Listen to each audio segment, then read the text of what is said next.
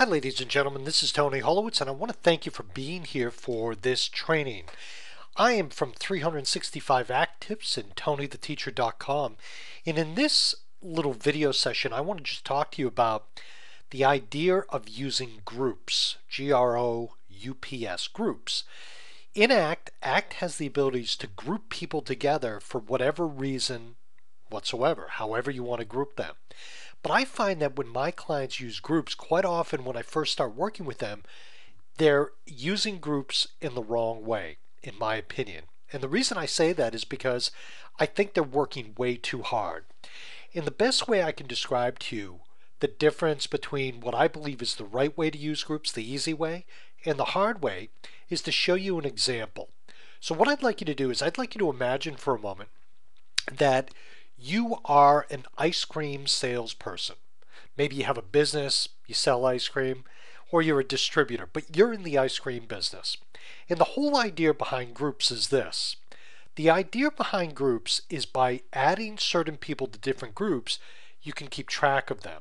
So for example, I have 138 people in this database, and let's say I want to make a group of all the people that like chocolate ice cream.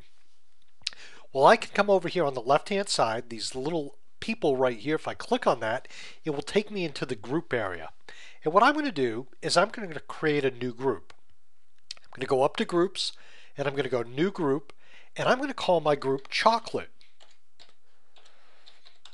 Because these are all the people that like chocolate ice cream, and I want to put them in here. So at this point, I can come down here to where it says add remove contacts. And I can choose the contact. So I'm going to click right here. And what I'm going to do is I'm just going to throw a couple people in here that like chocolate. Oop, I threw all of them in. Let me redo that. Again, if you click on one arrow, it throws one person in. If you click on the double arrows, it throws everyone in. So let me just do this again. And I'm going to go through and I'm just going to put a couple people in here that like chocolate. Let's see, Hillary Clinton likes chocolate, Sean Connery likes chocolate, and Walter Cronkite likes chocolate. So I just took a list of famous people and threw them in Act so they'd be names you'd recognize. But all these people like chocolate. So that's all fine and good. But the problem is this. When you have groups of people, it's not typically visual to you. So in other words, I'm going to go back to the contact. Let me come to Pamela Anderson right here. I'm looking at her contact, but at a glance, there's no way to tell that she likes chocolate ice cream. And therein lies the dilemma when creating groups. If someone comes in and they like chocolate ice cream and they want to be added, there's different ways you can do that. But on the surface, there's no way to look at this quickly to know that Pamela Anderson likes chocolate ice cream. Now, I'm going to change that last statement slightly because you'll notice down here there's a tab called Groups and Companies. And when I click on that, it shows me all the groups that they're a member of. So let's go back up here and go look up and go all contacts. And I'm just going to double click on any of these. And I want you to see that this particular contact, Arthur Ashe, is not in a group called chocolate. If I want to add Arthur, I can. I can click on add remove. And I can put Arthur in the chocolate group. Okay, so if I put this over there and click OK, now he's in the chocolate group. But quite honestly, that's a lot of work. Because of the fact that it's so much work, let me go to the next contact.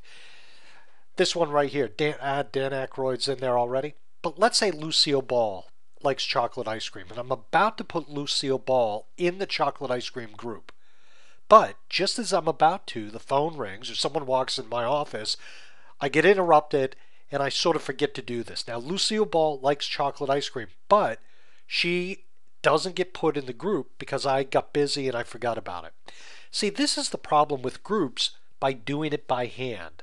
So the bad thing about groups is this. If you do it by hand, where you're doing it one at a time or in groups or batches, that's okay if you consistently do it, but no one consistently does it. So what I'm going to suggest in my next tutorial is a better way to handle groups. And the first way I recommend people handle groups is, quite honestly, to completely forget about groups. There are better ways to organize information, at least initially, by ignoring groups and using some other tools that are built into Act. And I'm going to illustrate that in my next tutorial. My name is Tony Holowitz from 365acttips.com. Thank you very much.